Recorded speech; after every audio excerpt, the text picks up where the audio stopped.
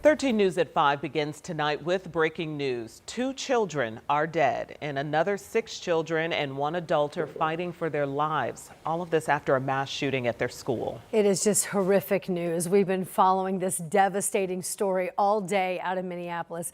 Ever since the news broke this morning, kids going to a mass ending up being victims. Dustin Grove joins us now with a look at what we know at this hour. We've been getting all these details in, and every more detail just is more heartbreaking. There's so many late breaking details to this, and every one of them, like you said, is just, it really does break your heart.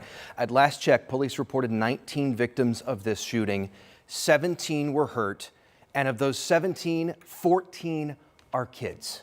Now, we want to give you a better look here at where this happened. You can see Annunciation Catholic School on the map right next to Annunciation Church with kind of a courtyard park area between them. It's located in South Minneapolis.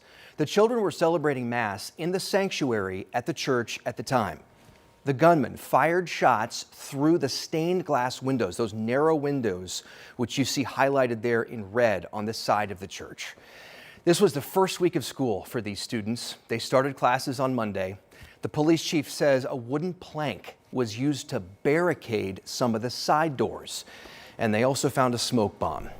The children, who range in age from kindergarten to 8th grade, were literally praying at the time these shots were fired. Now, earlier this afternoon, we heard from a 5th grader named Weston. He told us his friend was shot while lying on top of him for protection. My friend saved me though, because he laid on top of me, but he got hit. Your friend laid on top of you? Yeah, and he got hit. What do you want to say to your friend who helped protect you? He's really brave, and I hope he's good in the hospital. And what do you want to say to everyone that had to go to the hospital?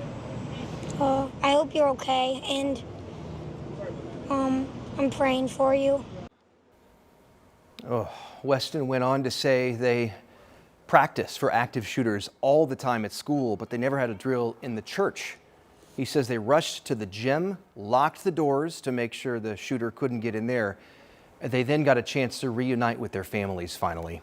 The Minneapolis mayor got very emotional today talking about the shooting. He called it an unspeakable act of evil. These are kids that should be learning with their friends. They should be playing on the playground. They should be able to go to school or church in peace without the fear or risk of violence, and their parents should have the same kind of assurance.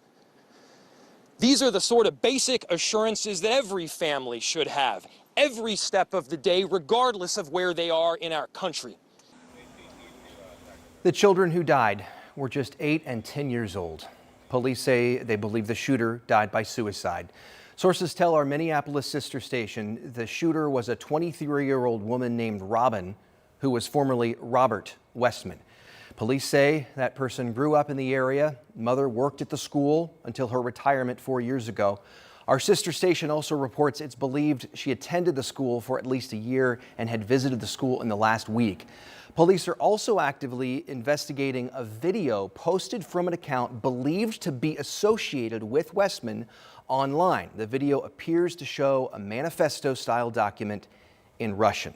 Now, there is still a lot we don't know, obviously, about this shooting. A lot of information online, like that video, that still needs to be verified. So we're working through that. Our sister station in Minneapolis is working to verify what's fact, what's true, versus what may not be. Police are actively also serving search warrants right now in the area as they search for a motive. Why this happened. I'm really glad that you brought that up, because if you search this right now and you search that suspect's name, there's so much that's showing up online, you know, a handwritten letter, kind of like a last manifesto, pictures, videos, and this hasn't been verified yet. We're working to see that. You look at that and it's the whole thing is horrific, atrocious. You just evil want answers. But then also to know that there are bad actors out there who are putting out fake stuff. Right. It makes it even worse. Right. Because there are 2 families that have lost an 8-year-old and a 10-year-old. 2 children that are lost, 9 that were in critical condition after this incident earlier today. So just such heartbreak for that community. And as more information comes in, we want to make sure what we're giving you is accurate, verified, and confirmed. The unthinkable. Dustin, thank you.